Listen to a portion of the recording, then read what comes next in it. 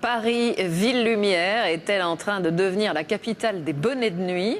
La guerre est ouverte entre les fêtards d'un côté, les dormeurs de l'autre. Les riverains, en tout cas, en ont assez des nuisances dues aux bars, restaurants ou boîtes de nuit. Les professionnels, eux, veulent réveiller la ville. Des états généraux sont lancés pendant 2 jours pour tenter de trouver un terrain d'entente. Rebecca Benbourek, David Dameda.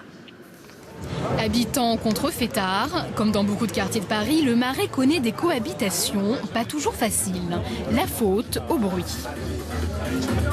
Ça va jusqu'à 2 h du matin, 3 h du matin.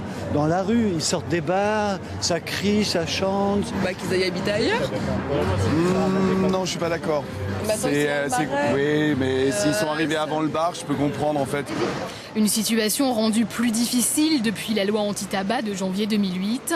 Désormais, les fumeurs investissent les trottoirs et les professionnels de la nuit tentent tant bien que mal de calmer le jeu. Bien sûr qu'il y a un environnement autour, bien sûr qu'il faut qu'on soit au nord, bien sûr qu'il faut faire des efforts en termes d'acoustique, de sécurité, mais il faut nous laisser travailler normalement avec une écoute. Multiplication des plaintes, fermetures administratives. Pour mieux s'entendre, la municipalité prône le dialogue. On veut mettre en place, avec les professionnels de la nuit, avec un cofinancement entre la mairie et les professionnels de la nuit, des équipes de médiation qui tournent le soir dans les rues, entre 22h30, 2h, 2h30 du matin, pour inciter les gens à baisser le son. S'il vous plaît, je vous demande de vous décaler vers le boulevard. Merci.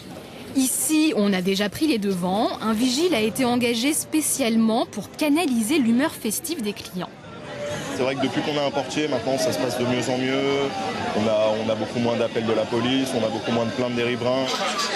La volonté de dialogue répond aussi à une autre préoccupation.